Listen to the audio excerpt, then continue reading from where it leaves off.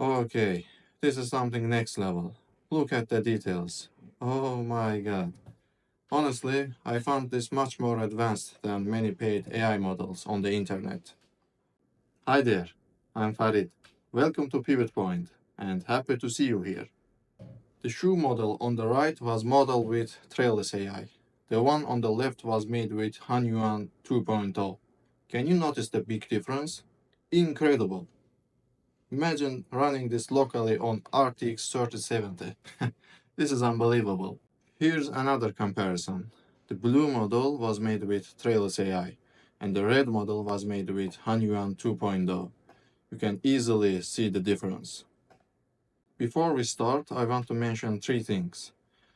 One, I'm not sure about AMD GPU support since I couldn't find anything about it on official GitHub page. If you have an AMD GPU, the only way to know it is test it yourself. Two, the installer's minimum RAM requirement is 24 gigabytes. If you have 16 gigs of RAM, you can test it at your own risk. On the GitHub page, someone mentioned running it with 16 gigs of RAM using the generate shape only feature to make models without textures. 3. The final installation folder takes about 50 gigabytes of space. Make sure you have a good internet connection so the installer can download the necessary files quickly. If all that's good, let's get started.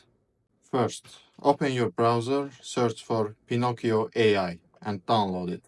This software can easily install multiple AI models and all their dependencies, so you don't have to install everything one by one.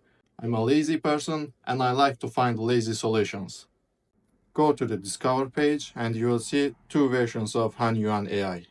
I will use the low VRAM version since it's well optimized for normal desktops. If you have a monster rig, let's say 24 gigabytes of VRAM with RTX 4090, you can try the standard version. It will ask you to download all dependencies. Click Install and let it do its thing. This might take some time. Once the installation is complete, you will see multiple options on the left side. I will run the one at the bottom, but you can choose according to your system. It will start downloading more files, so be patient. Once it's done, it should open a window. If it doesn't, you can manually click on Open Web UI on the left panel. You can also click Pop Out to open it in your browser. All done. Upload your model and test it. It's recommended to use images with white or transparent backgrounds. Also, don't forget, these kinds of AI models are still in development and might give you sometimes weird results, so don't be surprised. By the way, the more interesting content is on the way. Stay in touch.